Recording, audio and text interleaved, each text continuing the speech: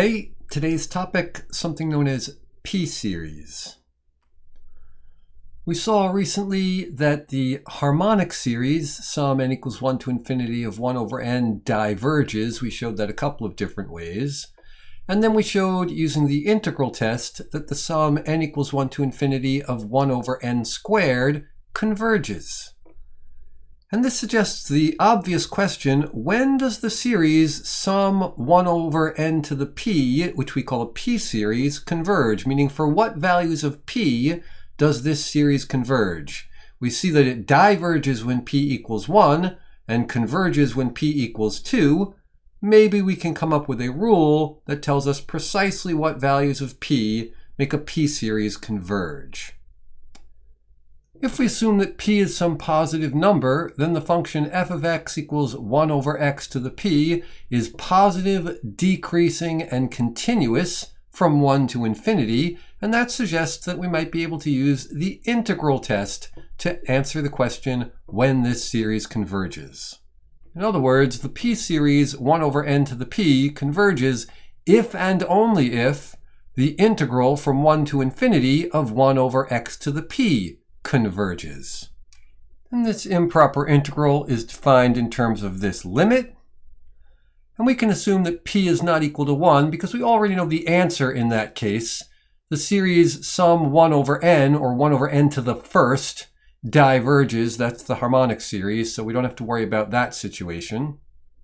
And the reason that's important is because the integral in the situation where p is equal to 1 is different. It's the natural log of the absolute value of x. But in this case, since p is not 1, to integrate, we just add 1 to the exponent and divide by what we come up with.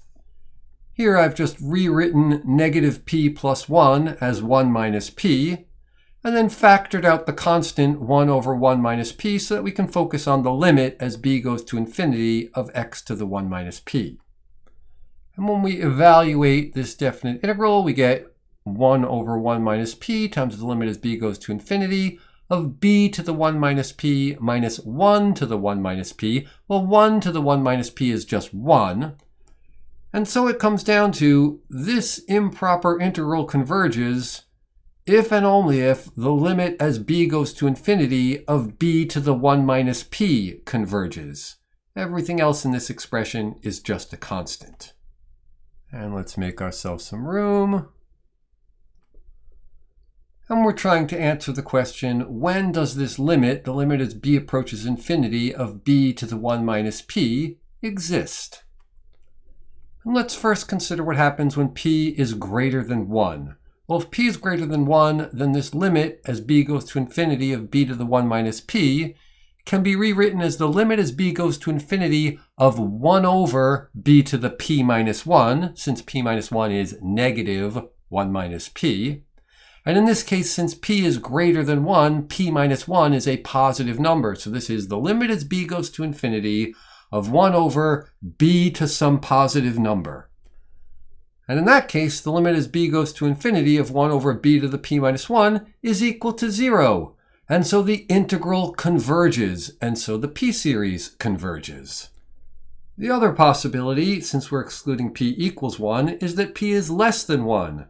Well, if p is less than 1, then 1 minus p is a positive number, in which case the limit as b approaches infinity of b to the 1 minus p, well, that's b to some positive number, and you get infinity, so the limit diverges. And so in this case, the improper integral diverges, which means that the series also diverges. And this gives us our result, which we call the p-test. It says that the p-series, the sum n equals 1 to infinity of 1 over n to the p, converges if and only if p is greater than 1. Let's take a look at a few quick examples. First, there's the harmonic series, the sum n equals 1 to infinity of 1 over n. That diverges, which we already knew. It's a p-series with p equal to 1. Well, p-series only converges when p is greater than 1, and so this p-series diverges. Take a look at this one, the p-series sum n equals 1 to infinity of 1 over n to the fifth. that converges. It's a p-series with p equal to 5, and since 5 is greater than 1, converges by the p-test. Here's one which is perhaps a little subtler. The sum n equals 1 to infinity of 1 over the square root of n. Well, it doesn't look at first glance like a p-series, but it is a p-series because the square root of n is n to the 1/2. And so this is a p-series with p equal to 1/2, and since 1/2 is less than 1, this p-series diverges. And then here's one of my favorite examples. The series sum n equals 1 to infinity of 1 over n to the 1.000000000, I don't know how many there are there, with a 1 at the end. This is a p-series with p greater than 1, and so it converges.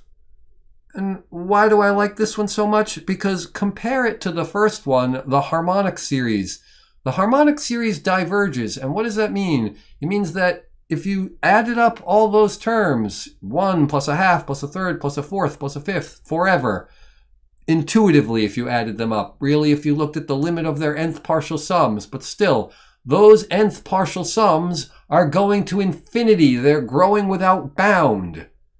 These, which are, instead of just raising n to the first power, we raise it to something ever so slightly larger than the first power, and you get a number. I don't know what the number is, but it doesn't go to infinity anymore. You get, if you look at the limit of the nth partial sums, there is such a limit. This converges to some actual finite number.